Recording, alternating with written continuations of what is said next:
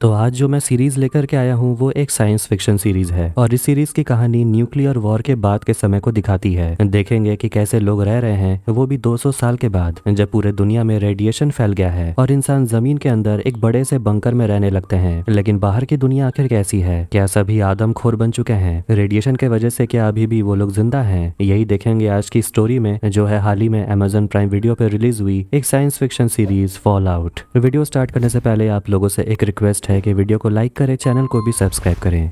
कहानी की शुरुआत होती है बर्थडे पार्टी से और वहां हम इस सीरीज के मेन कैरेक्टर कूपर हार्वर्ड को देखते हैं। वहां पर मेहमान टीवी पर आने वाले न्यूक्लियर वॉर के बारे में खबर सुन रहे थे। कूपर, अब जिसका आज जन्मदिन था, उसके साथ फोटो खिंचवाता है, लेकिन जो आदमी फोटो खींच रहा था बॉब, उसे कूपर बिल्कुल भी नहीं पसंद। वो कूपर से कहता है पोज करने के लिए, वो भी अंगूठा उठाकर, और ये पोज कूपर का काफी फेमस है। लेकिन कूपर बच्चों के सामने वो पोज करने से मना कर देता है। जिसका आज जन्मदिन था अपना बर्थडे केक काटता है और बच्चे लोग टीवी ऑन करके बैठ जाते हैं, जिसमें वो लोग कार्टून देखने लगते हैं। कूपर की बेटी जेनी पूछती है कि आपने वो पोज क्यों नहीं किया, तो वो कहता है कि वो सिर्फ बड़ों के लिए है। फिर वो अपनी बेटी को बताने लगता है कि न्यूक्लियर बॉम्ब कभी भी गिराया जा सकता है और तुम देखना, अगर धुएं का बादल तुम्हारे अंगूठे से छोटा हो तो पहाड़ की तरफ भाग जाना, लेकिन अगर अंगूठे से बड़ा हो तो भागने का कोई फायदा नहीं है। सभी पार्टी करने में बिजी थे तो तभी न्यूक्लियर बॉम्ब डिटोनेट कर दिया जाता है और जेनी अपने पापा से कहती है कि पापा, मेरा अंगूठा तो छोटा पड़ गया।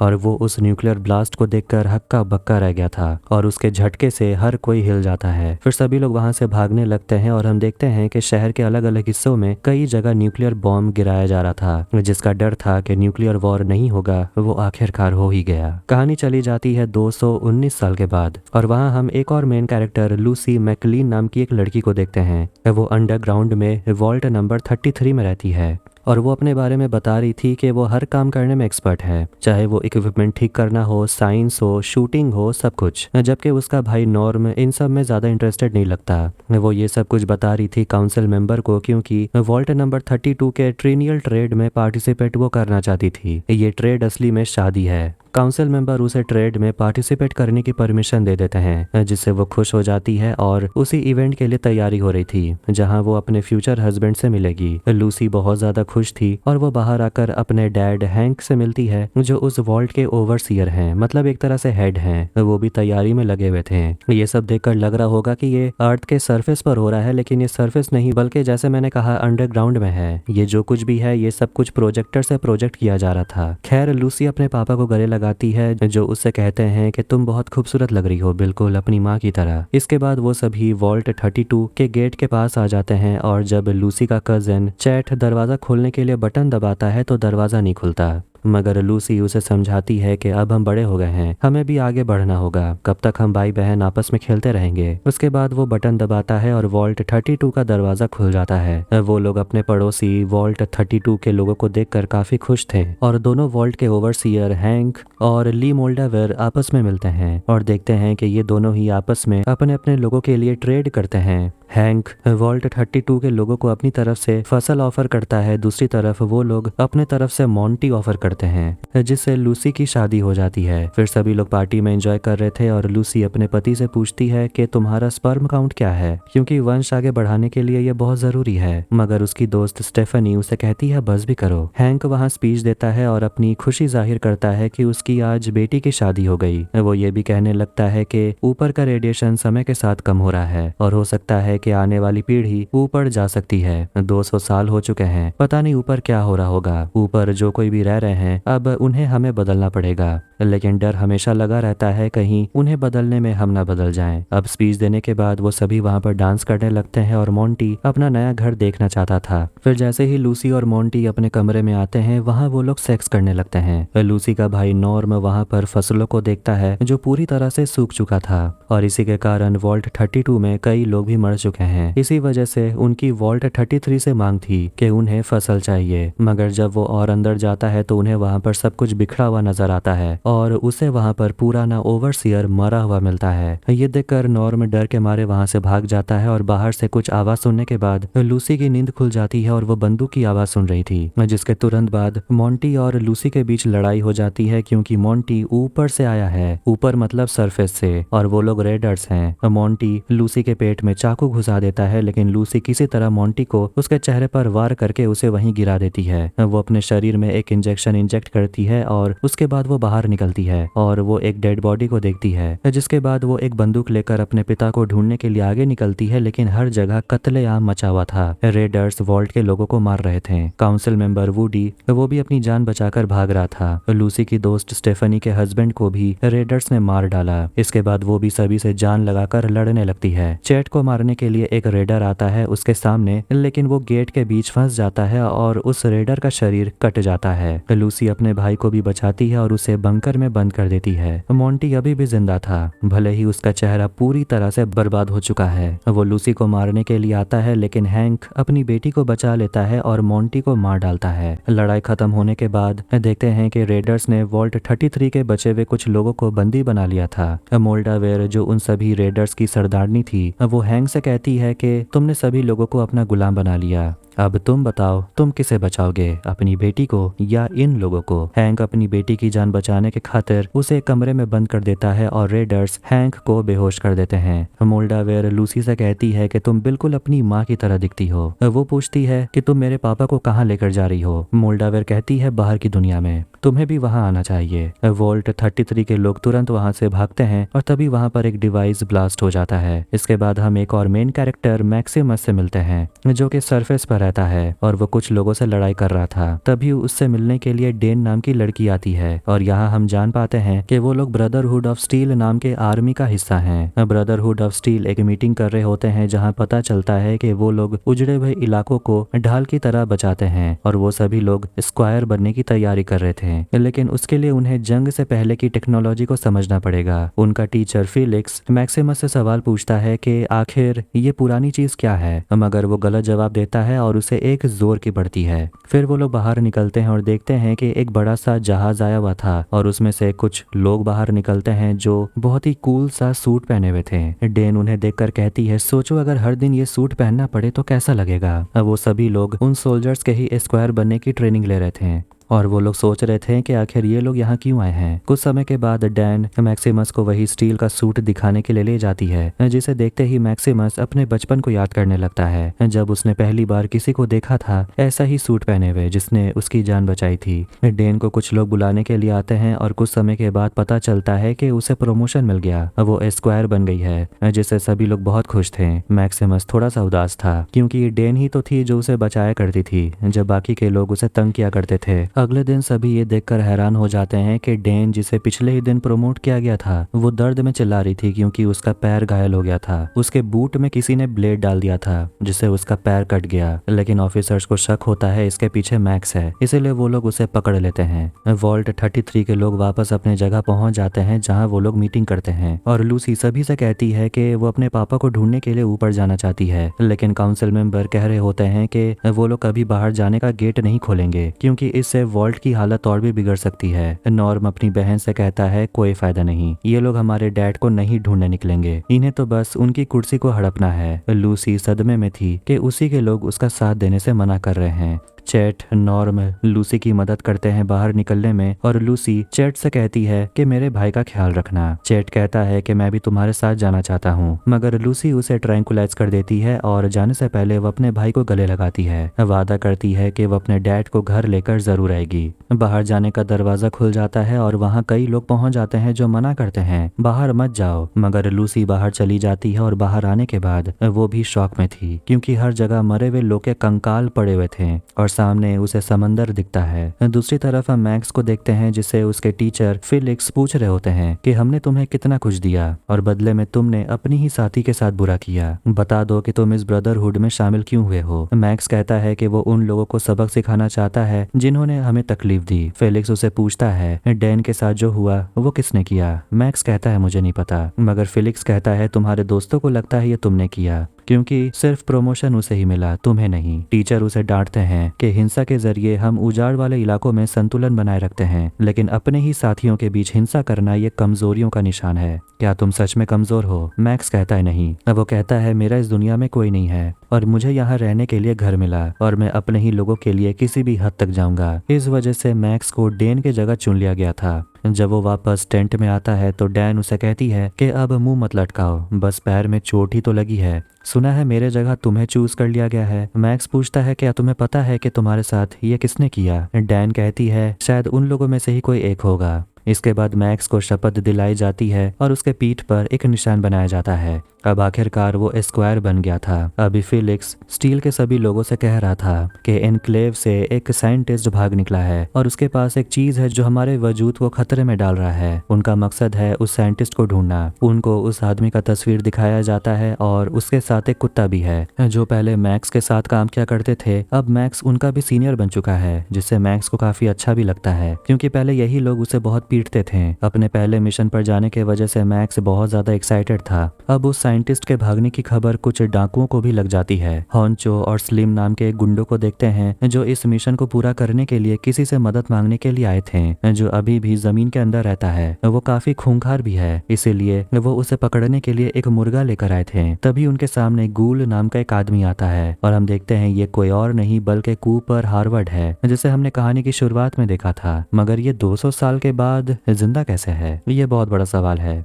वो अपने सामने मुर्गे को देखता है और हॉन्चो गूल से कहता है कि तुम्हारे लिए हमें काम लेकर आए हैं, उस साइंटिस्ट को पकड़ना है, जिसके बाद हमें बहुत बड़ा इनाम मिलेगा। गूल काम करने के लिए नहीं मानता, जिसके बाद हॉन्चो और उसके बीच कहासुनी हो जाती है और आखिर में गूल उन तीनों को वहीं मार डालता है और मुर्गे को जिंदा छोड़कर चला जाता है। अब इसके बाद हम कुछ साइंटिस्ट को देखते हैं जो कुत्तों के ऊपर एक्सपेरिमेंट्स कर रहे थे और जितने भी कुत्ते 10 आउंस से कम वजन के होते हैं वो लोग उस कुत्ते को जला देते हैं। विल्जिग नाम का एक साइंटिस्ट एक कुत्ते को लेकर जा रहा था और वहां हम देखते हैं कि बहुत सारे कुत्तों को ट्रेनिंग दी जाती है और वैसे ही विल्जिग अपने उस कुत्ते को ट्रेन करने लगता है। अब ये सारे एक्सपेरिमेंट करने का मकसद सिर्फ एक सीरम बनाना था, जिसे हम देखते हैं कि विल्जिग अपने अंदर इंजेक्ट कर लेता है और उसके गर्दन के अंदर एक छोटा सा डिवाइस चमकने लगता है। उस कुत्ते का नंबर है CX404, जिसे वो साइंटिस्ट छुपा के रखता है। और जैसे जैसे वो कुत्ता बड़ा होता है, जब भी उस साइंटिस्ट को किसी से खतरा होता है, ये देखकर वो कुत्ता अपने मालिक को बचाने के लिए दूसरों को मारने लगता है। एक दिन ऐसे ही अलार्म बजने लगता है और ये देखकर विल्जिग अपने कुत्ते को लेकर वहां से भाग निकलता है। यहाँ समझ आ गया था कि ये वही साइंटिस्ट है जो एनक्लेव से भाग निकला, जिसके पीछे सभी लोग पड़े हुए हैं। फिर हम लूसी को देखते हैं जो आगे बढ़ती है और उसे सिर्फ वीरान और बंजर जमीन ही देखने को मिलती है, जहाँ इंसानियत का नामो निशान नहीं था। रात गुजारने के लिए वो एक उजाड़ घर में रहने लगती है और वहीं पर आग जलाकर सो जाती है। तभी उसके सामने एक कुत्ता आ जाता है और ये कुत्ता कोई और नहीं बल्कि वही साइंटिस्ट विल्जिग का कुत्ता है जो उसके सामने ही बैठा हुआ था। वो कुत्ता एक बड़े से कॉकरोच को खा रहा था, जिस पर वो साइंटिस्ट लूसी से कहने लगता है कि साइंटिस्ट को ऐसा लग रहा था कि न्यूक्लियर हमले से कॉकरोच मर गए होंगे, लेकिन वो गलत थे क्योंकि रेडिएशन के वजह से इनका साइज बहुत बड़ा हो गया। ये इतने ताकतवर है कि अगर जरूरत पड़ी तो ये कॉकरोच इंसानों को भी मार सकते हैं। वो उसे सावधान कर देता है कि अंधेरे में आग मत जलाना। लूसी पूछती है कि मैं अपने पापा को ढूंढ रही हूँ, उनको किडनैप करने वाली ली मोल्डावेर है, क्या आपने उस औरत को देखा है? साइंटिस्ट उसे कहते हैं कि तुम वॉल्ट से आई हो, वहाँ नियम कानून होते हैं, लेकिन यहाँ ऐसा कुछ नहीं है, तुम यहाँ नहीं रह पाओगी, घर वापस लौट जाओ। मगर लूसी अपने पिता को लिए बिना यहाँ से नहीं जाने वाली। साइंटिस्ट उसे कहता है तब तो यहाँ की हैवानियत का रंग तुम्हारे ऊपर भी चढ़ जाएगा। मैक्स को देखते हैं जो अपने लॉर्ड टाइटस की मदद करने के लिए मिशन पर गया हुआ था और वो दोनों एक जगह लैंड करते हैं और मैक्स को अपने मालिक का बड़ा सा बोझा उठाकर चलना पड़ता है। विल्जिग अपने कुत्ते के साथ आगे बढ़ रहा था और वो एक जगह बैठ जाता है और उसका कुत्ता एक सुरंग के पास से इंसान का कटा हुआ हाथ लेकर आ जाता है। ये देखकर साइंटिस्ट घबरा गया था और सुरंग के अंदर एक जानवर के दहाड़ने की आवाज सुनाई देती है। कुछ समय के बाद वहां पर मैक्स और लॉर्ड टाइटस पहुंच जाते हैं और उन्हें वहां पर साइंटिस्ट के कपड़े वगैरह सब मिलते हैं, मगर उन्हें लगता है कि उस साइंटिस्ट के साथ कुछ तो हुआ है। वो लोग भी उस गुफा के अंदर जाते हैं और लॉर्ड टाइटस अपने स्क्वायर से कहता है अंदर जाकर देखो साइंटिस्ट वहाँ है या नहीं। मैक्स थोड़ा सा घबरा रहा था और तभी वहां पर एक खूंखार जानवर आ जाता है जो टाइटस पर हमला कर देता है और दोनों के बीच लड़ाई होने लगती है। मैक्स अपने लॉर्ड को बचाने के लिए उस खूंखार जानवर के सिर पर एक बड़ी सी बंदूक से गोली मार देता है, जिससे वो खूंखार भालू वहीं मर जाता है। टाइटस अपने स्क्वायर से कहता है उसका हेलमेट उतारने और वो अपने स्क्वायर को बहुत डांटने लगता है क्योंकि उसने गोली चलाने में इतनी देरी क्यों की और उसकी हालत भी अब खराब हो गई थी। और इस सब का इल्जाम वो मैक्स पर लगाता है और कहता है कि पता है ना कि स्क्वायर जब अपना काम ठीक से नहीं करते तो उनकी क्या सजा होती है। स्क्वायर को लटका के गिद्धों के सामने छोड़ दिया जाता है और वो मैक्स से कहता है तेरे जैसा नालायक स्क्वायर आज तक किसी ने नहीं देखा होगा, अब चल जल्दी से मुझे दवाई दे। मैक्स उसे कहता है कि तुम इस आर्मर के लायक ही नहीं हो और वो उसे दवाई नहीं देता और वहीं बैठ जाता है। और टाइटस की हालत काफी ज्यादा खराब हो गई थी। लूसी डायरेक्शन पूछने के लिए एक आदमी से मदद मांगती है और वो उस आदमी को पानी ऑफर करती है जो उसने काफी समय से नहीं पिया, मगर उस आदमी ने पूरा बॉटल पी लिया। लूसी उससे पूछती है क्या तुमने यहाँ किसी को कैदी को ले जाते हुए देखा। वो बताता है सामने एक शहर है उस टीले के ऊपर, वहां तुम जा सकती हो। मगर वो आदमी लूसी से कहता है कि मेरे साथ यहीं रहो, घर में मेरी थोड़ी सी मदद भी हो जाएगी और मरने के बाद तुम ये घर अपने नाम कर लेना क्योंकि मैं हाल ही में मरने वाला हूँ। लेकिन लूसी वहां से चली जाती है। टाइटस के मरने के बाद मैक्स उस आर्मर को पहन लेता है जिसे पहनकर वो काफी खुश हो गया था और इधर उधर दौड़ने लगता है। मैक्स एक आदमी को देखता है जो किसान था और वो दूसरे आदमी को मार रहा था। वो उस मार खाने वाले आदमी को बचा लेता है और ये करके मैक्स को काफी खुशी मिलती है। वो मार खाने वाला आदमी वहां से भाग जाता है और किसान कहता है कि वो आदमी मेरी मुर्गियों की ले रहा था, इसलिए मैं बहुत परेशान था। लूसी भी उस जंगल में पहुंच जाती है जहाँ साइंटिस्ट आया था और वहाँ उसे कुछ लोग देखने को मिलते हैं, लेकिन वो लूसी को भाव नहीं देते। वो एक जगह पहुंचती है जहाँ कुछ लोग एक साथ रह रहे थे। शायद ये वही शहर है जिसके बारे में वो आदमी लूसी को बता रहा था। वहाँ वो गूल भी था जो लूसी को देखे जा रहा था। वो एक दुकान में जाती है क्योंकि वहां पर वो वॉल्ट टेक्नोलॉजी वाले इक्विपमेंट बेचे जा रहे थे। वो दुकान एक बूढ़ी औरत चलाती है जिसे वो कहती है कि जरूर ये दुकान चोर लोग के वजह से ही चलता है और मैं एक ऐसे ही चोर को ढूंढ रही हूँ। वो औरत चौंक जाती है कि सच में तुम वॉल्ट में रहने वाली लड़की हो। लूसी कहती है हाँ, और मैं मोल्डावेर को ढूंढ रही हूँ। बूढ़ी औरत चौंक जाती है और कहती है कि मैं उसे पहचानती हूँ, तुम्हारा यहाँ से जाना सही होगा, तुम वॉल्ट में पली बड़ी हो, वो साफ सुथरी जगह है, तुम यहाँ नहीं टिक पाओगी। लूसी कहने लगती है कि अमेरिका को बचाने में वॉल्ट वाले भी मदद करना चाहते हैं। वो बूढ़ी औरत कहती है कि वॉल्ट एक ऐसी जगह है जहाँ सिर्फ अमीर लोग को रहने की इजाजत है, बाकी के लोग तो बाहर जल रहे थे। वो कह देती है कि यहाँ के लोग वॉल्ट लोगों को मार देते हैं, इसलिए यहाँ से चली जाओ। जैसे वो बाहर आती है तो सामने विल्जिग आ जाता है जो भी उसे यही कहता है कि तुम्हारा यहाँ रहना सुरक्षित नहीं है। लूसी कहती है कि सब मुझे यही क्यों बोल रहे हैं, मेरी प्रॉब्लम तो कोई समझता ही नहीं। वो बूढ़ी औरत साइंटिस्ट को अंदर आने को बोलती है और लूसी से कहती है यहाँ से दफा हो जाओ, मगर गूल साइंटिस्ट को देख लेता है और वहाँ आने लगता है और कहता है मैं तुम्हारे जैसे एक साइंटिस्ट को ढूंढ रहा हूँ। मगर वो बूढ़ी औरत उसे कहती है कि तुम्हारे जैसे लोगों का यहाँ आना मना है, वैसे भी मुझे बहुत सारे पैसे मिले हैं इस साइंटिस्ट को फिली शहर से बाहर निकालने के लिए। गूल साइंटिस्ट के पैर में गोली मार देता है और उसके चिथड़े उड़ा देता है। फिर वहां पर कुछ हमलावर को भी वो मार गिराता है और उस बूढ़ी औरत के पैर में भी गोली मार देता है। फिर वो साइंटिस्ट के पास जाता है उसे मारने के लिए, लेकिन वो कुत्ता अपने मालिक को बचाने के लिए गूल पर हमला कर देता है, मगर वो उस कुत्ते को भी मार डालता है। लूसी दुकान में मोल्डावेर के बारे में कुछ भी ढूंढने की कोशिश कर रही थी और वो अंदर में वॉल्ट टेक्नोलॉजी वाला एक बंदूक देखती है जिसे लेकर वो बाहर आती है और गूल से कहती है इन सभी को छोड़ दो। वो उसको ट्रैंकुलाइज करने की कोशिश करती है, लेकिन गूल पर इसका कोई असर नहीं होता।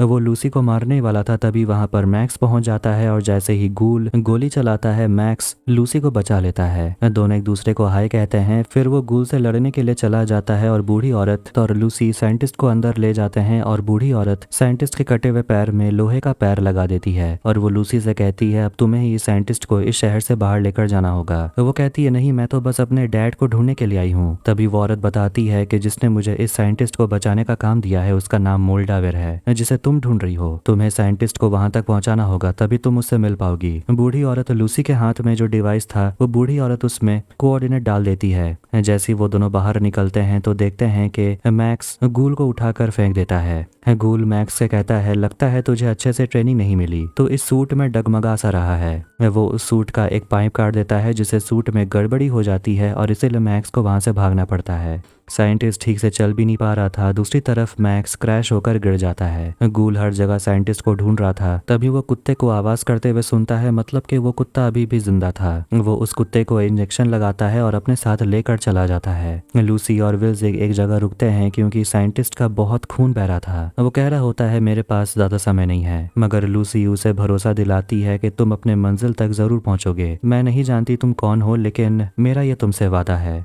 विल्जिक कहता है मैंने साइनाइड पॉइजन पी लिया है और इसीलिए मेरा अब कुछ नहीं हो सकता। तुम्हें ढूंढने के लिए वॉल्ट से लोग जरूर आएंगे, तुम आगे बढ़ते रहना। और उसे एक बड़ा सा चाकू देता है और कहता है बस मेरा सिर लेकर मोल्डावेर के पास ले चलो। ये सुनकर लूसी घबरा गई थी कि पता नहीं आखिर ये आदमी बोल क्या रहा है, मगर साइंटिस्ट भीख मांगता है और कहता है मेरे सिर को ले जाओ, क्योंकि तुम अपने डैड को ढूंढना चाहती हो तो मोल्डावेर तक पहुंचने का बस यही एक रास्ता है। फिर साइंटिस्ट मर जाता है और लूसी घबराने लगती है कि अब वो क्या करेगी। और उसके बाद वो बड़ा सा चाकू उठाती है साइंटिस्ट के सिर को काटने के लिए। अब हमें दिखाया जाता है कि शुरुआत में आखिर हुआ क्या था। हम कूपर हार्वर्ड को देखते हैं जो एक फिल्म सेट में एक्टिंग कर रहा था और वो एक काऊ बॉय का रोल प्ले करता है। वहाँ उसे डायरेक्टर बताते हैं कि बॉब को स्टूडियो ने फायर कर दिया क्योंकि वो एक कम्युनिस्ट है। वो इस मूवी का राइटर भी था, मगर उसके इस सोच के वजह से उसे निकाल दिया गया। फिर वहाँ पर उसकी पत्नी आ जाती है जो वहाँ पर खाना बना रही थी और वहाँ कूपर के लिए नया कॉस्ट्यूम भी आता है जिसे पहनकर वो वॉल्ट का ऐड करने वाला था। अब यहाँ से कहानी प्रेजेंट में आ जाती है और कूपर मतलब कि गूल साइंटिस्ट के कटे हुए सिर को देखता है और उसके साथ साइंटिस्ट का कुत्ता भी था। गूल एक तरह का सीरम पीता है और उसके सामने एक शहर नजर आ रहा था। वो और कुत्ता वहाँ जाने के लिए निकल पड़ते हैं। फिर लूसी साइंटिस्ट का सिर लेकर मोल्डावेर को ढूंढने के लिए निकल पड़ती है, मगर इस बंजर दुनिया में रहना उसके लिए काफी मुश्किल था। और वो साइंटिस्ट के सिर को देखने लगती है कि आखिर इस सिर में इतना स्पेशल क्या है, और वो कान के पीछे कुछ महसूस करती है जो एक झटके में फ्लैश करता है। मैक्स अपने सूट को रिपेयर कर रहा था और उसके बाद उसे सूट के अंदर उसे आवाज आने लगती है और कोई टाइटस को ढूंढ रहा था, लेकिन टाइटस तो मर चुका था। इसीलिए मैक्स घबरा गया था और वो झूठ कह देता है कि मैं ही टाइटस हूँ। मैक्स से कहा जाता है कि तुमने अपना अटेंडेंस नहीं दिया। मैक्स कहता है हम पर हमला हुआ था और मेरा स्क्वायर मारा गया। ये सुनकर ब्रदरहुड के लोग कहते हैं हम तुम्हारे लिए नया स्क्वायर भेज रहे हैं, मगर मैक्स मना करता है कि ऐसी कोई प्रॉब्लम नहीं है और वो डर के मारे कम्युनिकेशन तोड़ देता है। फिर वो सूट का एक डिवाइस ठीक कराने के लिए एक लड़की के पास जाता है जो भी एक डिवाइस के जरिए बात करती है, मगर मैक्स के पास इतने पैसे थे नहीं। मैक्स अपना दांत बेच देता है और बाकी का पैसा जुगाड़ करता है और अपना डिवाइस ठीक करवा लेता है। जब वो अपने सूट के पास पहुंचता है तो वहाँ कुछ लोग उसके सूट से छेड़छाड़ कर रहे थे। इसके बाद मैक्स और उन बदमाशों के बीच मारपीट शुरू हो जाती है और वो लोग मैक्स को बहुत पीटते हैं और सूट के साथ खेलने लगते हैं और वो सूट अचानक से खुल जाता है और मैक्स दोबारा से उठता है और फिर से उन बदमाशों से लड़ने लगता है। वो उस सूट की मदद से गलती से एक बदमाश का सिर फोड़ देता है, जिसे देखकर बाकी के लोग वहां से भाग जाते हैं। तभी मैक्स की नजर जाती है जहाज पर जो ब्रदरहुड ऑफ स्टील का था और एक स्क्वायर को भेजा जाता है क्योंकि मैक्स ने कंप्लेंट किया था। ये देखकर मैक्स जल्दी जल्दी सूट पहन लेता है ताकि उसका पोल ना खुल जाए। उसका नया स्क्वायर है थैडियस और वो उसके सामने शपथ लेता है कि वो अपने आका के लिए कुछ भी करेगा।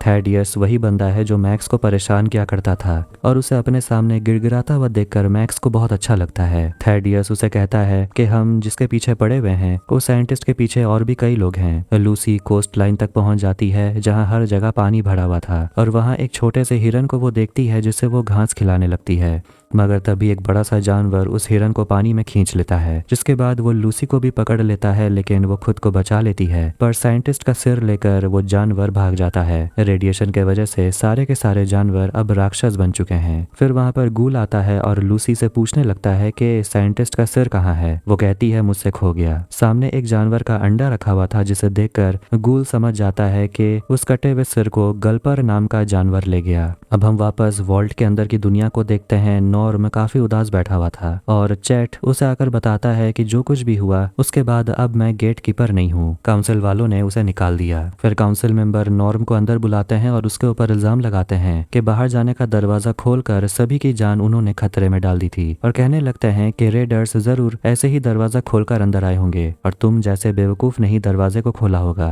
वो उसे सजा सुनाते हैं और उसे डिमोट करते हैं और कहते हैं कि अब तुम कंप्यूटर एंड मेंटेनेंस में काम करोगे। नॉर्म उनसे सवाल पूछता है कि क्या आप लोग सिर्फ यहाँ रहने वालों को ही सजा देंगे या जिन लोगों ने हमारे लोगों को मारा उनके लिए भी कुछ करेंगे। काउंसिल मेंबर एक दूसरे का चेहरा देखने लगते हैं और ये सब सुनने के बाद काउंसिल मेंबर नॉर्म को जेल में काम करने का ऑर्डर दे देते हैं। थैडियस मैक्स के कहने पर पेड़ पर चढ़कर एप्पल ढूंढने लगता है और वो गिर जाता है, जिसे देखकर मैक्स को काफी मजा आ रहा था। फिर मैक्स उसे बताने लगता है कि यहाँ क्या क्या हुआ। तभी थैडियस को सामने एक सिग्नल मिलता है और वो लोग पहुंच जाते हैं साइंटिस्ट के कटे हुए बॉडी के पास। मैक्स समझ जाता है कि अगर कटा हुआ सिर यहाँ नहीं है मतलब इसका सिर कीमती है और जरूर ये गूल का काम होगा। कोस्टलाइन के सामने गूल लूसी को चारे की तरह इस्तेमाल करता है ताकि गल्पर को वो पकड़ पाए और वो लड़की को टॉर्चर भी करने लगता है। फिर जिसका इंतजार था गल्पर वहां पहुंच जाता है और वो लूसी को पकड़ लेता है और लूसी उससे लड़ने लगती है और कुत्ता भी उसका हाथ चबा जाता है, जिससे वो जानवर वहां से भाग जाता है। ये देखकर गूल काफी गुस्सा हो जाता है और लूसी के गले में रस्सी डालकर उसे खींचकर आगे बढ़ने लगता है। थैडियस मैक्स का वाटर बैग भर रहा था और वो अपने बारे में बताने लगता है कि वो कहाँ रहता था और पूछता है कि आपका जो पहले स्क्वायर था उसकी मौत कैसे हुई।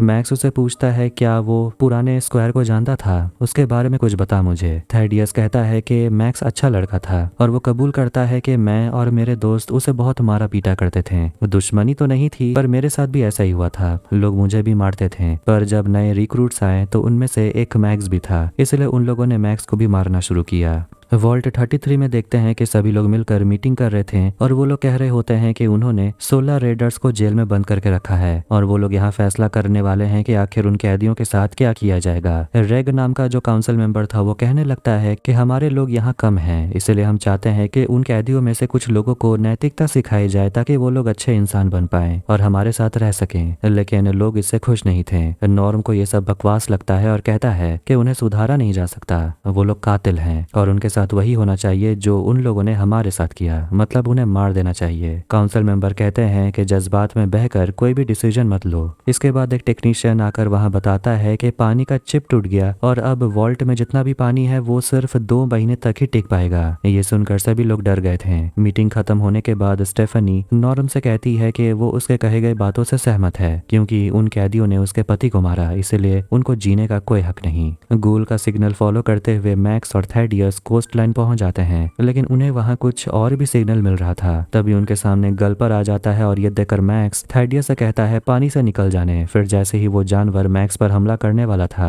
थैडियस उस जानवर पर एक तीर मार देता है जिससे वो जानवर थैडियस को खाने लगता है, मगर मैक्स थैडियस को खींचकर बाहर निकाल लेता है जिससे वो जानवर वहां उल्टी कर देता है और उसके अंदर के ऑर्गन्स बाहर आ जाते हैं और वो वहीं मर जाता है। फिर उन दोनों को वहां पर साइंटिस्ट का कुत्ता मिलता है जो अपने साइंटिस्ट के कटे हुए सिर को चाट रहा था, जो जानवर के उल्टी करने के बाद बाहर आ गया। ये देखकर दोनों काफी खुश हो जाते हैं। गूल लूसी को बंदी बनाकर रेगिस्तान के जरिए आगे बढ़ रहा था और वहां पानी पीने लगता है। ये देखकर लूसी भी उसे कहती है मुझे भी पानी पीना है, मुझे प्यास लगी है, मगर वो उसे पानी नहीं देता और वो अपने सामने एक जगह पानी देखती है, मगर गूल उसे कहता है ये पानी पीने लायक नहीं है, बाहर की दुनिया में हर चीज जहरीला है। वो गूल से पूछती है तुम्हारे साथ हुआ क्या था, क्या तुम्हारे साथ जो हुआ ये रेडिएशन के वजह से हुआ है। गूल कहता है ऐसा ही कुछ समझ लो। फिर हम फ्लैशबैक देखते हैं जब कूपर अपने नए सूट को ट्राई करता है और उसे मिलने के लिए वॉल्ट टेक्नोलॉजी के कुछ लोग मिलने आते हैं और वहां पर उनके लिए कूपर एक एडवर्टाइजमेंट शूट करता है और फोटोशूट के दौरान वो थम्स अप करके पोज करता है जो काफी मशहूर हो गया था। गूल लूसी को बंजर जमीन से होते हुए लेकर जा रहा था और वो लोग एक मेडिकल क्लिनिक के सामने आ जाते हैं जो पूरी तरह से उजड़ चुका था। वो लोग अंदर जाते हैं तो उन्हें रॉजर नाम का एक गूल मिलता है जो कूपर की तरह दिखता है क्योंकि दोनों ही गूल हैं। उसके सारे दवाई खत्म हो चुके थे, इसीलिए रॉजर अपने आप से कंट्रोल खो रहा था और वो कूपर से पूछता है कि तेरे पास दवाई है तो मुझे दे दे, लेकिन वो कहता है मेरे पास भी दवाई नहीं है। मगर वो लूसी को देखकर कहता है कि मैं इसका खून पीना चाहता हूँ, अगर मैं पीऊंगा तो मैं ठीक हो जाऊंगा। मगर गूल रॉजर को गोली मार देता है क्योंकि वो ठीक नहीं हो सकता था। उसके बाद वो उसका दांत उखाड़ लेता है और उसका गोश्त खाने लगता है। ये देखकर लूसी उसे कहने लगती है कि आखिर तुम्हें इतना गिरना क्यों पड़ता है, ये सब क्यों कर रहे हो। गूल उसे कहता है कि ये दुनिया बहुत जालिम है, अपना हक छीनने के लिए लड़ना पड़ता है। लूसी कहने लगती है कि वो वॉल्ट वाले दुनिया से है वहां पर भी बहुत मुश्किलें आई थी, लेकिन उन्होंने मिलकर उसका सामना किया, एक दूसरे की जान नहीं ली। और वो गूल से कहती है कि आखिर तुम ऐसी जिंदगी क्यों जीते हो। वो लूसी की तरफ बढ़ता है और कहता है उसके लिए गोश्त काटने। वॉल्ट के अंदर हम काउंसिल मेंबर वूडी और रेग को देखते हैं जो जेल में कैदियों से सवाल कर रहे थे, और वो दोनों उस कैदी पर दया दिखाते हुए उसे कह रहे होते हैं कि पता नहीं ये लोग किस हालत से गुजरे हैं, शायद दोनों भूल गए हैं कि इन्हीं कैदियों ने उनके वॉल्ट के कई लोगों को मारा। नॉर्म से मिलने के लिए एक बुजुर्ग औरत बेटी आती है जो भी काउंसिल मेंबर है, और वो उसके लिए पाई लेकर आती है और दोनों उस बारे में बात करने लगते हैं जो नॉर्म ने मीटिंग में कहा। और बेटी उसे समझाती है कि तुमने सिर्फ अकेले अपने पिता को नहीं खोया, सभी लोग बहुत गुस्से में हैं। और वो उसे बस इतना ही समझाती है कि गुस्से में गलत कदम मत उठाना। गूल लूसी को लेकर आगे बढ़ता है और उन्हें एक जगह पानी रखा हुआ मिलता है और गूल उसी में से पानी पीने लगता है, मगर लूसी को भी पानी पीना था, इसीलिए वो घुटनों में बैठकर उस गंदे बर्तन से पानी पीने लगती है। पता नहीं वो पानी है या सूसू। ये देखकर वो लूसी से कहता है कि चलो अब तुम भी हमारी तरह बर्ताव कर रही हो। तभी उसे अचानक से खांसी होने लगती है और ये देखकर लूसी आगे बढ़ती है। वो भागने लगती है, लेकिन सामने जाने का रास्ता ही नहीं था क्योंकि सामने एक बड़ा सा गड्ढा था, जैसे कि वहाँ एक बॉम्ब गिरा हो। फिर गूल अपने फंदे से लूसी को पकड़ लेता है और खुद को बचाने के लिए लूसी गूल का उंगली काट लेती है और बदले में गूल लूसी का उंगली काट लेता है, हिसाब बराबर करने के लिए। चैट का अब किसी भी काम में मन नहीं लग रहा था क्योंकि उसे उसकी नौकरी छीन ली गई थी। उसे मिलने के लिए स्टेफनी आती है और वो दोनों एक दूसरे का हालचाल पूछते हैं। वो अपने पति का कुछ सामान लेकर आई थी और कहती है हो सकता है इसमें से कुछ तुम्हारे काम आ जाए। वो चैट को अपने पति का जूता, स्वेटर, मफलर ये सब कुछ दे देती है, जिसे देखकर उसे चैट में उसका पति नजर आने लगता है, इसीलिए वो चैट को किस करने लगती है। वहाँ दोनों इंटीमेट होने लगते हैं। चैट को बहुत मजा आने लगता है, लेकिन स्टेफनी जो प्रेग्नेंट थी उसे दर्द हो रहा था और उसका पानी निकल जाता है। गूल लूसी को लेकर एक बिल्डिंग के पास आता है और माइक के जरिए अंदर एक स्पीकर से बात करता है और कहता है मुझे इस लड़की के बदले में 2 महीने की दवाई चाहिए। लूसी उसे पूछती है क्या तुम मुझे बेचने वाले हो। वो कहता है कि तुम बाहर रहोगी तो तुम्हारा कुछ नहीं होगा, इसीलिए तुम अंदर ही रहो। लूसी के अंदर जाते ही गूल बेहोश हो जाता है। लूसी अंदर जाती है तो वहाँ म्यूजिक बज रहा था। फिर वहाँ पर एक रोबोट आता है और कहता है तुम्हारी तो उंगली कटी हुई है, ये तो बहुत बुरी बात है, चलो मैं तुम्हारा इलाज कर देता हूँ। उस रोबोट के पास पुराने कटे हुए उंगलियों का स्टॉक था। एक पुरानी उंगली वो लूसी के कटे हुए उंगली में ज्वाइन कर देता है, जिससे वो खुश हो जाती है। रोबोट उसे पूछता है तुम किस तरह के ड्रेस पहनना चाहती हो, सिंथेटिक या कॉटन। लूसी हैरान हो जाती है कि सच में यहाँ कॉटन के कपड़े हैं। वो कहती है मैं तो डर ही गई थी क्योंकि मुझे लगा कि मुझे यहाँ अपना जिस्म बेचना पड़ेगा। वो रोबोट कहता है अरे नहीं नहीं, ऐसा बिल्कुल नहीं है, हम तो बस तुम्हारे अंदर के अंग को निकालेंगे। लूसी शॉक्ड हो जाती है और रोबोट उसे बेहोश कर देता है। नॉर्म जेल में अपनी ड्यूटी कर रहा था और वो सभी कैदियों को केक बांट रहा था। ये देखकर वेरोनिका नाम की लड़की उसे भी केक खाने का मन करता है और वो केक लेकर चली जाती है अपने फ्रिज में रखने। नॉर्म की एक कैदी से बात होती है जिस पर नॉर्म उसे कह रहा होता है कि तुमने वॉल्ट 32 के मासूम लोगों की जान ली। वो कैदी कहता है वो लोग वहां पर थे, इसके बारे में हमें मालूम नहीं था, लेकिन वो मासूम तो नहीं थे। नॉर्म अपने कंप्यूटर में कम्युनिकेशन लॉग देख रहा था, लेकिन वॉल्ट 32 का कम्युनिकेशन उसे नहीं दिखाया जाता। एक्सेस डिनाई हो जाता है। वो चैट से मिलने के लिए जाता है जहाँ पर स्टेफनी बच्चा डिलीवरी कर रही थी। नॉर्म चैट को बताता है कि एक कैदी ने कहा कि वॉल्ट 32 में कुछ तो गड़बड़ है। वो दोनों मिलकर वहां जाते हैं जहां फसल पूरी तरह से खत्म हो चुका था, लेकिन इसे हुए काफी वक्त हो गया था। वो दोनों अंदर जाते हैं और अंदर उन्हें कई डेड बॉडीज मिलती हैं, जिसके हाथ में लगे डिवाइस को चेक करने से पता चलता है कि उनके बायो सिग्नल को 2 साल हो चुके हैं। उन्हें अंदर में वहां का ओवरसीयर मरा हुआ मिलता है, उसके शरीर पूरी तरह से सड़ चुका था। उन्हें हर जगह डेड बॉडीज मिलती हैं और एक जगह लिखा हुआ था वी नो द ट्रुथ, मतलब हमें सच पता है। इसके बाद हम रोबोट को देखते हैं जो लूसी को लेकर जा रहा था और वो कांच के पिंजरे में कुछ लड़कियों को बंद दिखती है। रोबोट लड़की को लेकर 2 लोगों के पास आता है और रोबोट उन्हें बताता है कि इस लड़की को जिसने यहाँ पहुंचाया उसे इस लड़की के बदले में 60 वायल्स दवाई चाहिए, जिस पर दोनों लड़के कहते हैं कि इस लड़की को काटना शुरू करो ताकि जल्दी से डिलीवरी हो पाए। फिर जैसे ही रोबोट अपना चाकू निकालता है काटने वाला, लूसी किसी तरह खुद को छुड़ा लेती है और डिफिब्रिलेटर से रोबोट को झटका देती है, जिससे वो वहीं खराब होकर गिर जाता है। लूसी बंदूक लेकर दोनों लड़कों के पास आती है और उन्हें धमकाती है कि मैं यहाँ से जा रही हूँ और जितने भी लोग कैद हैं उन्हें भी छोड़ दो।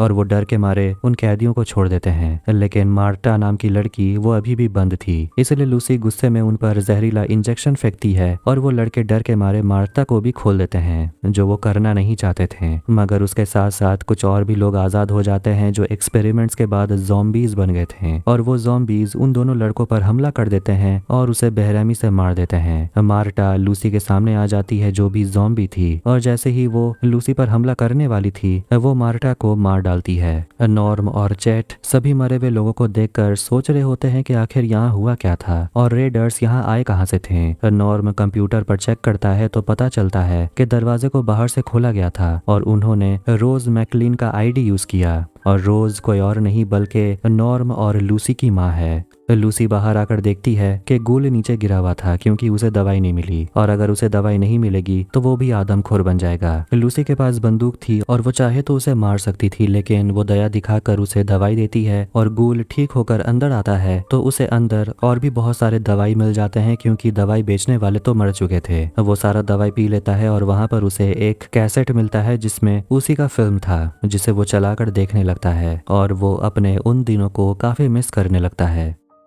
अब हम मैक्स और उसके एस्क्वायर थैडियस को देखते हैं, और दोनों एक साथ एक बंद पड़े स्टेशन पर होते हैं। वो वहाँ दोनों एक साथ बैठकर बात कर रहे थे और थैडियस रिक्वेस्ट करता है अपने मालिक से कि मेरे पीठ पर भी अपना मार्क लगा दीजिए, मुझे बिल्कुल भी दर्द नहीं होगा। लेकिन जब मैक्स मार्क लगाता है तो थैडियस जोर से चिल्लाता है, मगर वो खुश भी था। मैक्स उसे कहता है कि मैं तुम्हें वापस जाने से पहले कुछ बताना चाहता हूँ, और वो उसे अपना चेहरा दिखा देता है, जिसे देखकर थैडियस हैरान हो गया था और सोच रहा होता है कि आखिर टाइटस कहाँ है। मैक्स कह देता है वो मर गया और इस सिर को ले से पहले हमें कोई कहानी तैयार करनी पड़ेगी। थैडियस कहने लगता है कि वो ब्रदरहुड हैं और वो असलियत पता कर ही लेंगे। इसीलिए मैक्स उसे मारने के लिए आगे बढ़ता है क्योंकि वो कोई रिस्क नहीं लेना चाहता था, लेकिन थैडियस खुद को बचाने के लिए उसका सूट फ्यूज कर देता है, जिससे उसका सूट काम नहीं कर रहा था, और थैडियस कटा हुआ सिर लेकर और सारा सामान लेकर वहां से भाग जाता है। अब सुबह हो गई थी और मैक्स हिल भी नहीं पा रहा था और वो वहीं खड़ा था और उसकी अंदर हालत खराब हो गई थी,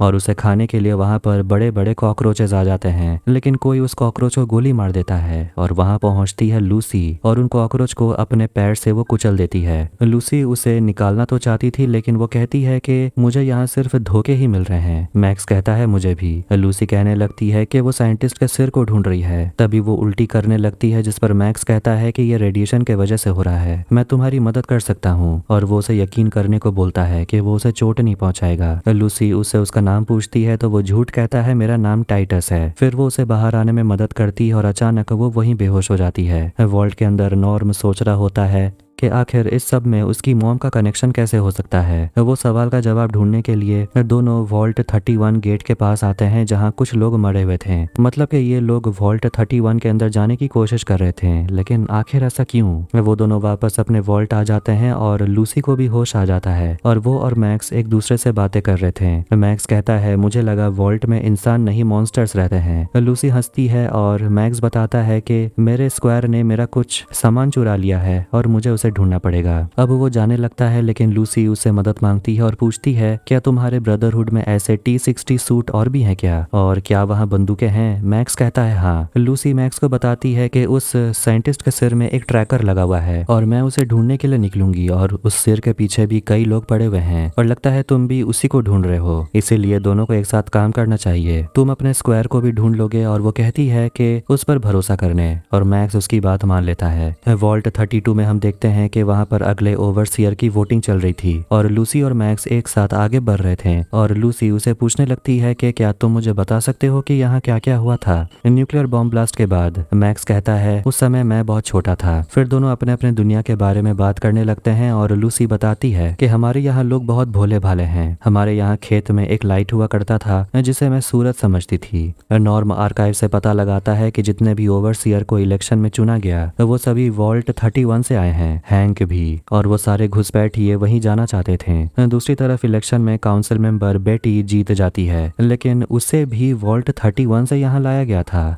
मैक्स और लूसी को रास्ते में दो लोग मिलते हैं, लेकिन उन्हें लगता है कि ये लोग खतरा भी हो सकते हैं। मगर लूसी जो बहुत भोली है, क्योंकि जब वो लोग कहते हैं कि उनके पास बंदूक नहीं है तो लूसी मान लेती है। मगर मैक्स उसे समझाता है कि मुझे अपना बंदूक दो, वो लोग झूठ बोल रहे हैं, उनके पास हथियार है। फिर जैसे ही चारों सावधानी से रास्ता क्रॉस करते हैं, उन लोगों के पास सही में बंदूकें थीं और वो लोग गोली चलाने ही वाले थे। मगर जल्दी से मैक्स लूसी का बंदूक लेकर गोली चला देता है और दोनों को मार डालता है, मगर उसे भी एक गोली लग जाती है। मगर मैक्स कहता है बस गोली छू कर निकली है। मैक्स उन दोनों को देखकर कहता है कि ये लोग इंसानों को खाते हैं। लूसी को यहाँ से और नफरत होने लगी थी। वुडी काफी निराश था, क्योंकि उसने अपने बहुत सारे पोस्टर्स लगवाए, लेकिन फिर भी वो इलेक्शन नहीं जीता। चैट स्टेफनी के बच्चे के साथ खेल रहा था और नॉर्म उसे कहने लगता है कि ये बहुत अजीब है कि हम सब वॉल्ट 31 के लोगों को जिता रहे हैं। फिर वहां पर स्टेफनी आ जाती है और नॉर्म उसे पूछता है कि वॉल्ट 31 में आखिर ऐसा अलग क्या है। तो वो कहती है कि वहाँ के मैश पोटैटोस काफी अच्छे हैं। नॉर्म जेल में अपना काम कर रहा था, तभी बेटी अनाउंस करती है कि कल सुबह 10 बजे मीटिंग होने वाली है। लूसी और मैक्स पहुंचते हैं new California Republic shady Sands शहर, जहां जंग के बाद 34,000 से ज्यादा लोग रह रहे थे, जिससे लूसी हैरान थी, क्योंकि उसे लग रहा था कि सभी लोग वॉल्ट के अंदर रह रहे थे,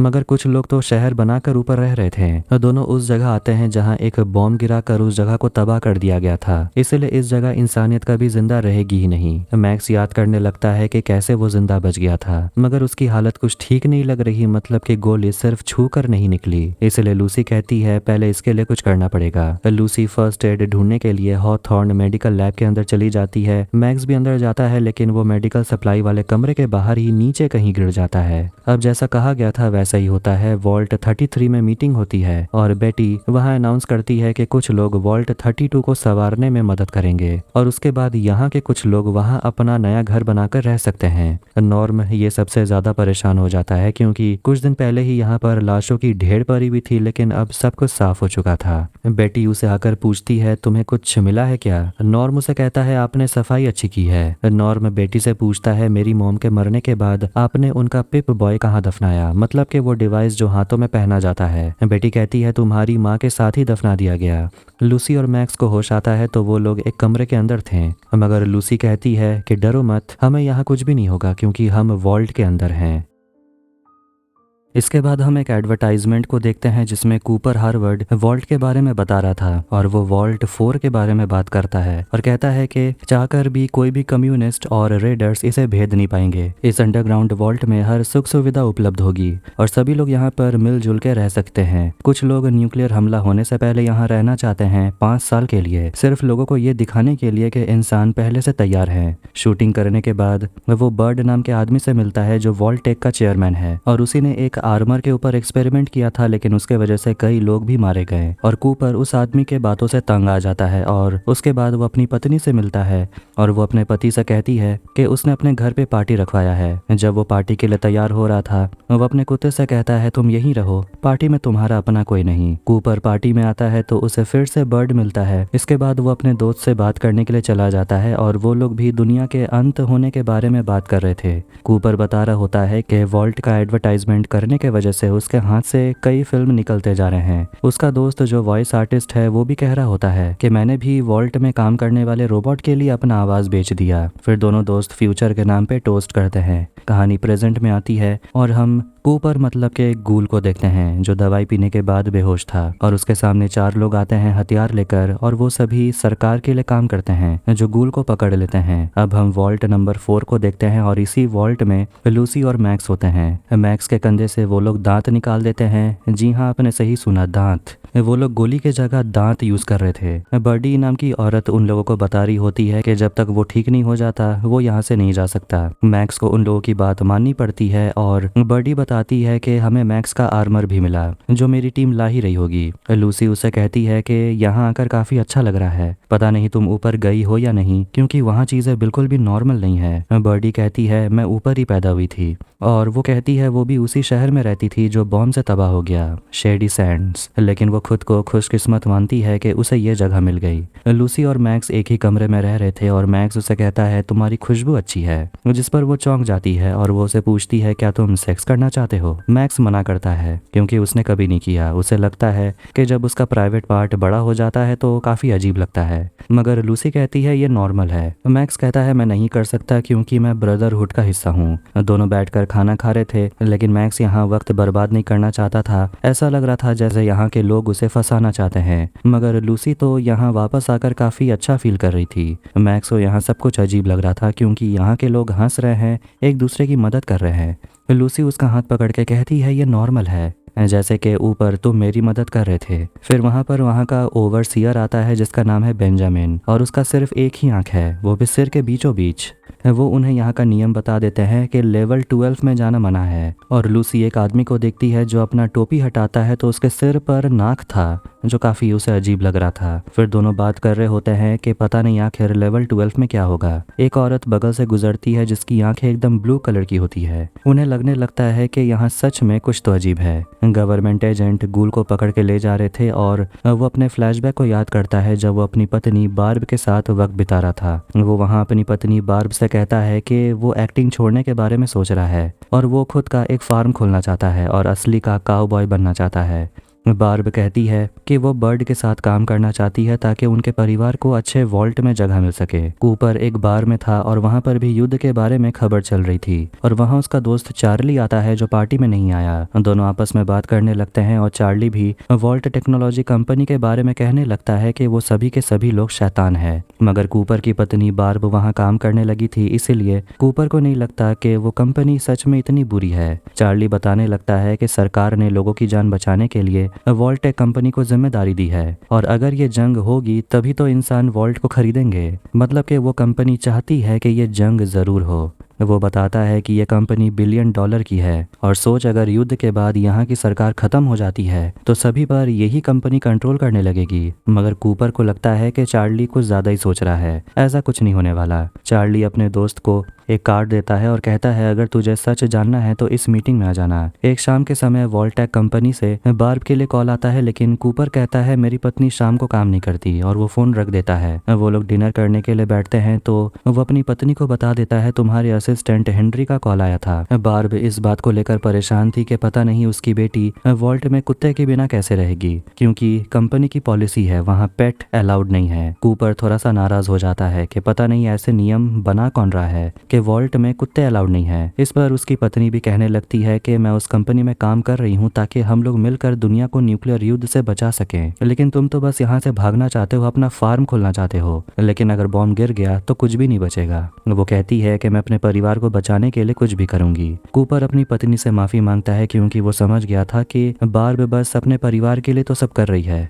प्रेजेंट में हम लूसी को देखते हैं जो बेंजामिन से बात कर रही थी और बेंजामिन अपने बारे में बता रहा था कि उसकी 5 पुश्तें वॉल्ट में ही रही हैं और बेंजामिन ऊपर रह रहे लोगों को नापसंद करता है क्योंकि वो उसके जोक को सीरियसली ले लेते हैं। लूसी को पूछती है कि आखिर तुम्हारा जोक क्या था। बेंजामिन कहते हैं बम हो या बॉम्ब दोनों फटते हैं। बेंजामिन लूसी को वहां से जाने को बोलता है और मैक्स अपने सूट को देख रहा था। वो एक आदमी को देखता है जो वहां बल्ब लगा रहा था और उसे पूछता है कि तुम्हें इलेक्ट्रिसिटी के लिए पावर्स कहाँ से मिलते हैं। इसके बाद मैक्स एक बड़े से कमरे में आता है और देखता है कि वहां पर बहुत सारे फ्यूजन कोर होते हैं जो इस जगह को यानी कि इस वॉल्ट को पावर करते हैं। फिर वहां पर बर्डी आ जाती है और मैक्स से कहने लगती है कि तुम्हें यहाँ तो अच्छा ही लग रहा होगा। वो मैक्स को समझाती है अपने मन के अंदर से शक को निकाल दो, बोझ कम हो जाएगा, लोगों पर भरोसा करना सीखो। और वो उसे उसका डिवाइस देती है और कहती है कि अब तुम अपने कमरे में जाओ और फ्रेश हो जाओ, तुम्हें अच्छा लगेगा। उसके बाद मैक्स अपने कमरे में आता है जहां उसके लिए कुछ चॉकलेट्स रखे हुए थे और टीवी भी लगा हुआ था। उसके बाद वो नहाने लगता है और जब वो चॉकलेट खाता है तो वो उसे काफी अच्छा लगता है।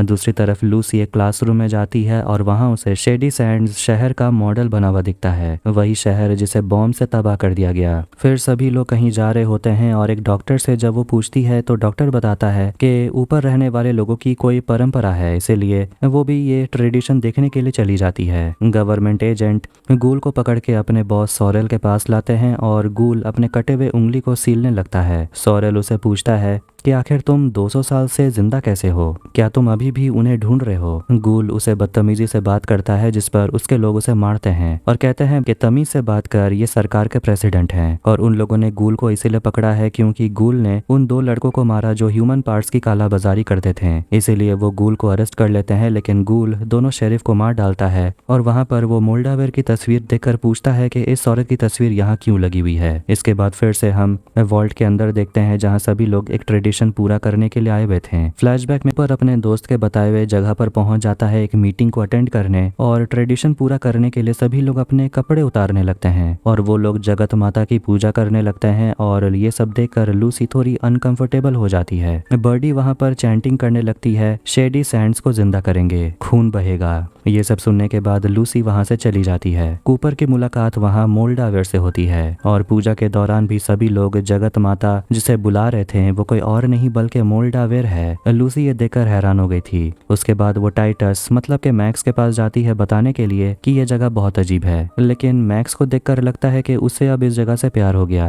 वो लूसी से पूछता है क्या तुम सेक्स करना चाहती हो। वो कहती है नहीं, फिलहाल यहाँ से निकलना है। लेकिन मैक्स तो जैसी उसकी बात सुनता ही नहीं, क्योंकि यहाँ उसे अच्छा खाना अच्छे कपड़े पहनने को मिल रहे हैं, तो यहाँ से वो जाने का क्यों सोचेगा। लूसी वहां से चली जाती है और पहुंच जाती है लेवल 12 में, जहाँ जाने से मना किया गया था। वहां पर उसे एक बहुत बड़ा सा जानवर का बॉडी मिलता है और इंसान के कटे हुए बॉडी पार्ट्स। फिर वहां पर एक वीडियो चलती है जिसमें एक औरत चेयर पर बैठी हुई थी और पानी के अंदर कुछ आदमखोर मछली उस औरत को खाने लगते हैं, और वही चेयर लूसी के पीछे ही था। वहां पर वो पॉड्स देखती है जिसके अंदर इंसान होते हैं, मगर तभी वहां पर कोई आ जाता है। जब वो आदमी रीडिंग लेने लगता है तो वो लूसी को वहां देख लेता है, इसीलिए लूसी उसके ऊपर एक एसिड फेंक देती है और सभी लोगों से लड़ती है। लेकिन आखिर में बर्डी उसके सामने आती है और मैक्स टीवी देख रहा था और उसे ये सब काफी अच्छा लग रहा था।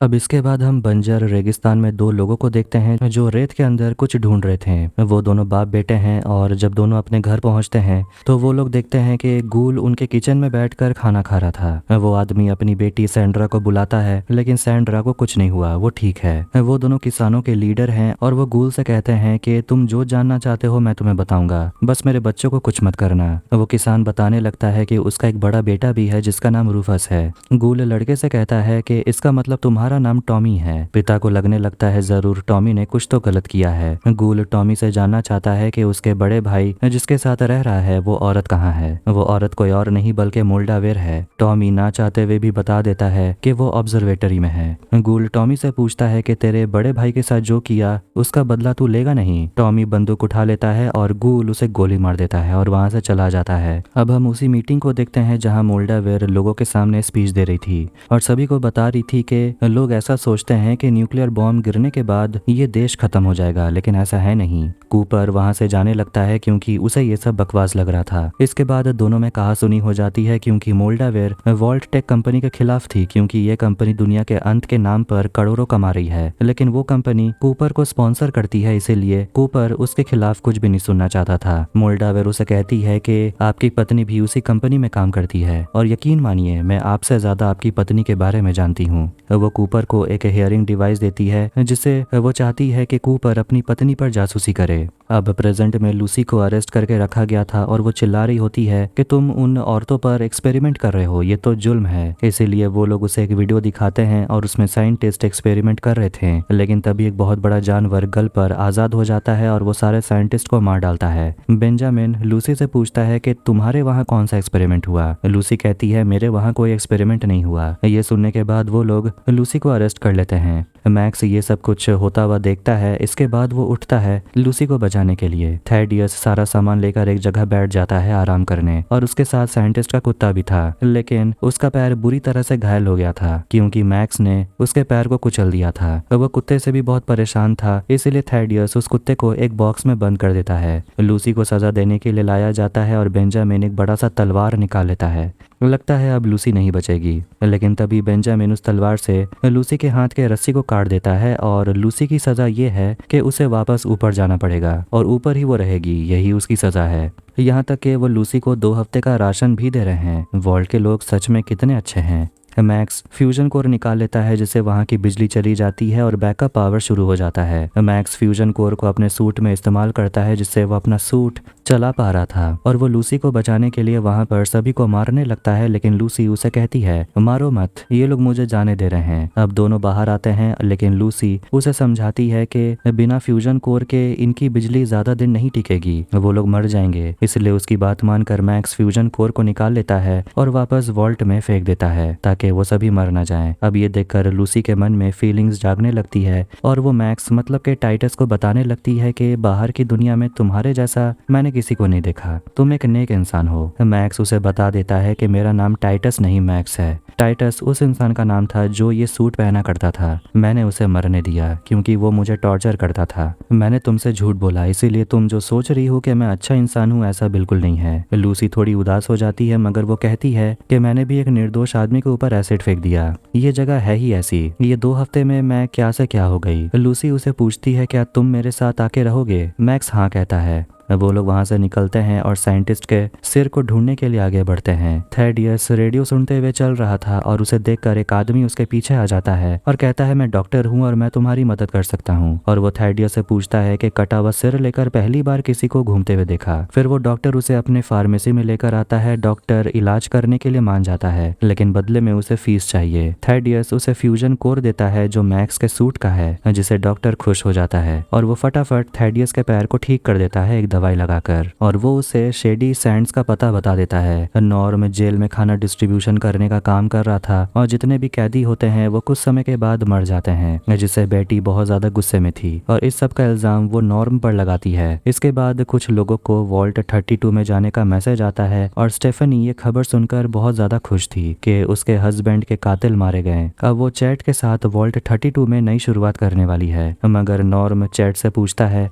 क्या हमने जो कुछ भी देखा तुम उसे अनदेखा कर दोगे? वो चैट को बुजदिल कहता है। दूसरी तरफ गूल गैस स्टेशन के पास पहुंच जाता है जहां थेडियस कुत्ते के साथ आया था और उसे बॉक्स में कुत्ता मिल जाता है। फिर हम फ्लैशबैक में कूपर को देखते हैं जो मोल्डावेयर के दिए हुए डिवाइस को अपने पत्नी के पिप बॉय मतलब के हाथ वाले डिवाइस में लगा देता है, मगर बाद में वो डिवाइस डस्टबिन में वो फेंक देता है। फिर एक रात टीवी में वो वॉल्ट वाले वीडियो को देख रहा था जिसमें कुछ साइंटिस्ट बात कर रहे होते हैं कि वो कैसे दुनिया पर राज करने वाले हैं, इसीलिए वो डस्टबिन में से डिवाइस निकाल लेता है और उसे काफी गुस्सा आ रहा था। सच में ये लोग कैसे इंसान हैं कि वॉल्ट में कुत्ते अलाउड नहीं है। थेडियस रेडियो स्टेशन के पास बैठा हुआ था क्योंकि उसने अपने ब्रदरहुड के लोगों से कांटेक्ट किया जो अब उसे लेने के लिए आने ही वाले होंगे। कुछ समय के बाद वहां पर लूसी और मैक्स पहुंच जाते हैं और थेडियस ताबड़तोड़ उन पर गोली चलाता है, लेकिन एक भी गोली उन दोनों पर नहीं लगती। लूसी कहती है तुम्हारे पास जो सिर है वो हमें चाहिए, मगर थेडियस देने से मना करता है और वो एक कदम पीछे जाता है, लेकिन एक ट्रैप लगा हुआ था जिससे एक तीर निकलती है और उसके गले में घुस जाती है। वो घबरा जाता है, लेकिन वो सोचता है कि वो मरा क्यों नहीं। वो तीर को निकाल लेता है तो मैक्स ये देखकर कहता है लगता है तुम गूल बन गए हो। थेडियस के घाव अपने आप भर जाते हैं और वो समझ गया था कि जरूर उस डॉक्टर ने उसे कुछ ऐसा दवाई दिया जिससे वो ऐसा बन गया। तब आखिर में वहां पर ब्रदरहुड के लोग पहुंचने वाले थे, लेकिन अब थेडियस डरने लगा था क्योंकि ब्रदरहुड को पता चलेगा कि वो गूल बन गया है तो वो लोग उसे मार डालेंगे। मैक्स उससे सिर ले लेता है और थेडियस को वहां से जाने देता है। मैक्स वहां पर पड़े एक लाश के सिर को उठा लेता है और कहता है कि ब्रदरहुड को सिर चाहिए तो मैं उन्हें सिर दूंगा। और वो साइंटिस्ट का सिर लूसी को देकर कहता है तुम अपने डैड को ढूंढने के लिए निकल जाओ, मैं तुम्हें ढूंढ लूंगा। जाने से पहले दोनों किस करते हैं और वॉल्ट 33 से 32 में कुछ लोगों को भेजा जा रहा था, लेकिन वूडी जाने से मना करता है, फिर मान जाता है और बेटी अनाउंस करती है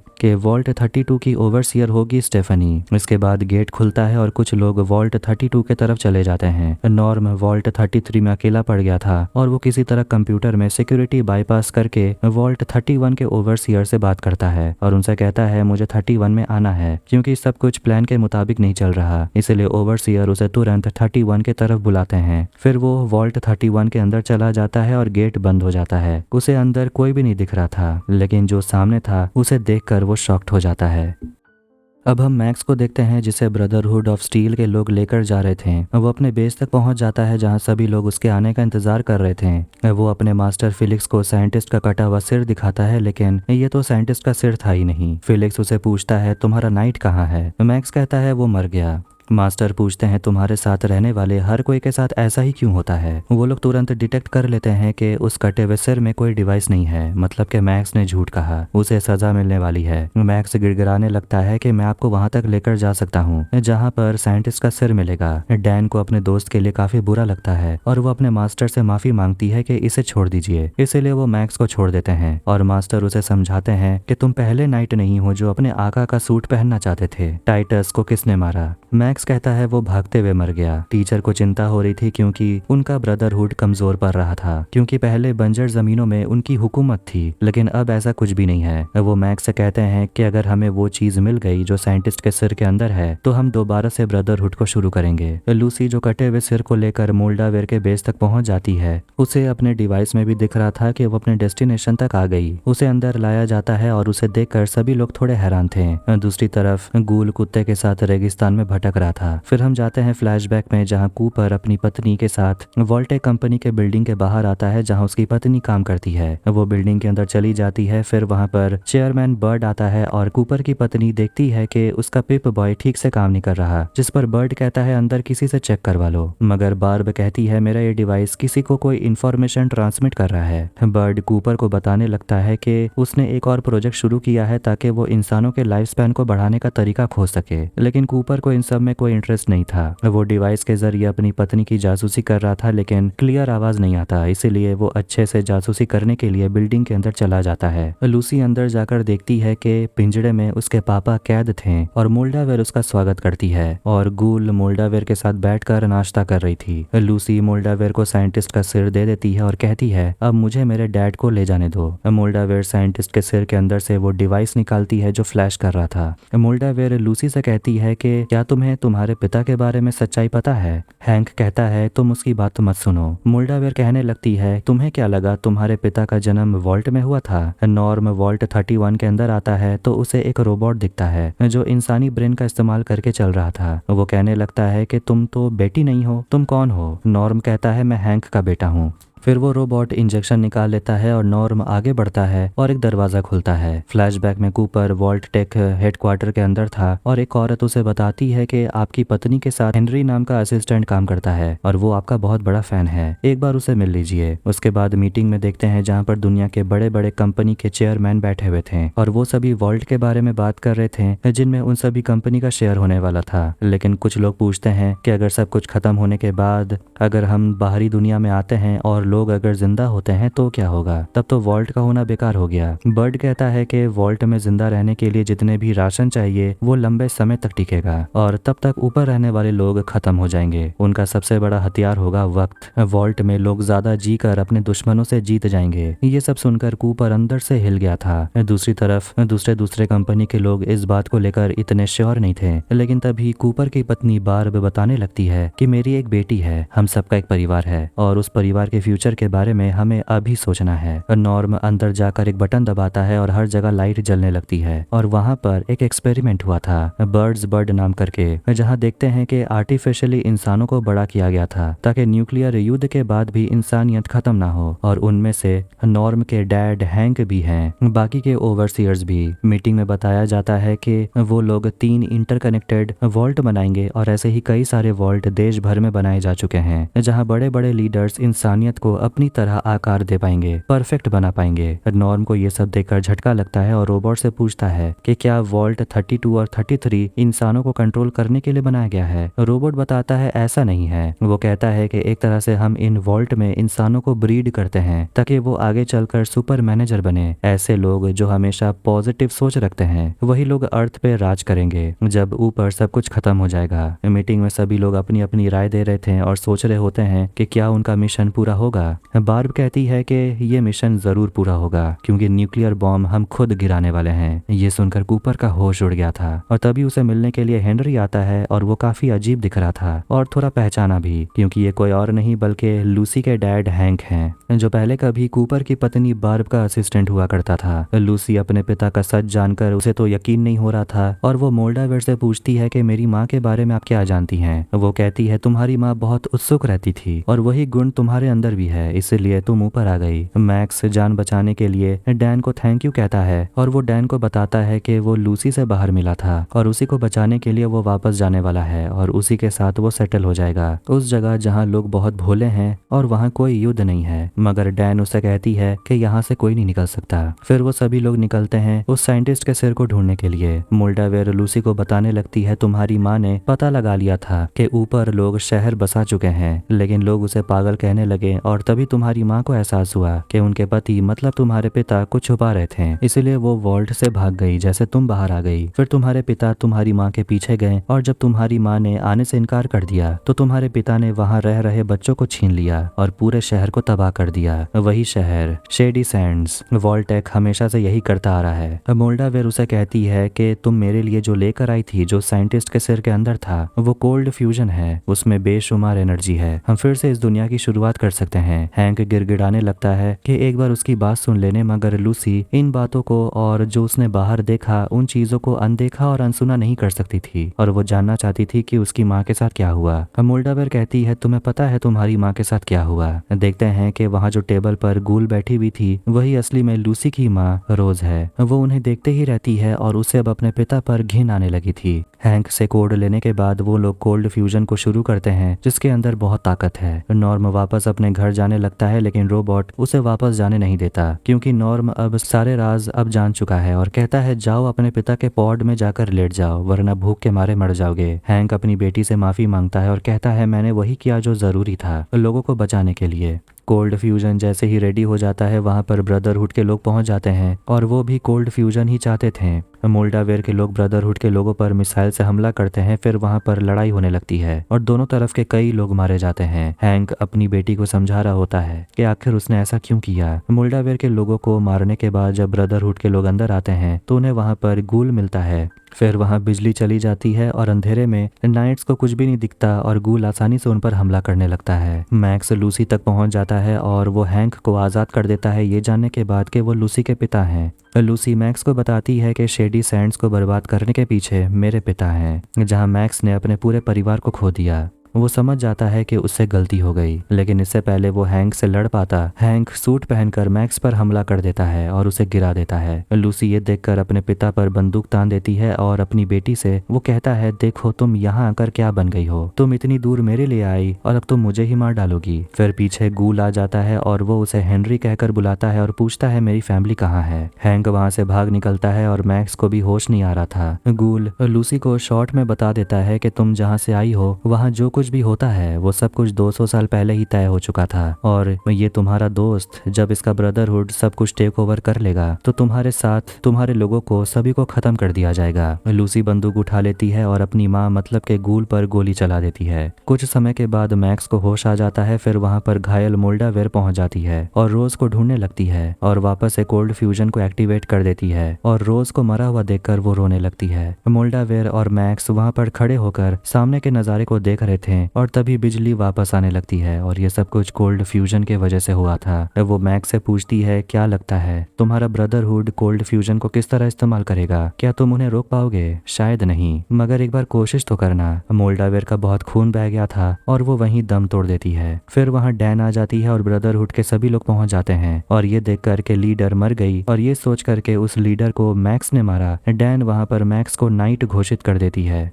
अब जैसा कि उसके मास्टर ने कहा था उन्हें उनका हक वापस लड़कर जीतना पड़ेगा और शायद यही बड़ा मौका है ब्रदरहुड को दुनिया में वो दर्जा दिलाने का जो वो खो चुके थे। गूल बाहर निकलता है और लूसी भी उसके पीछे जाती है हॉलीवुड साइन की तरफ। सुबह होते ही हम हैंक को देखते हैं जो एक सेटलमेंट की तरफ पहुंचता है जिस शहर का नाम है न्यू वेगस। और इसी के साथ फॉल आउट सीजन 1 यहीं पर एंड हो जाती है। वीडियो अगर आपको पसंद आया तो वीडियो को लाइक करें, चैनल को भी सब्सक्राइब करें। मिलते हैं नेक्स्ट वीडियो में। Take care.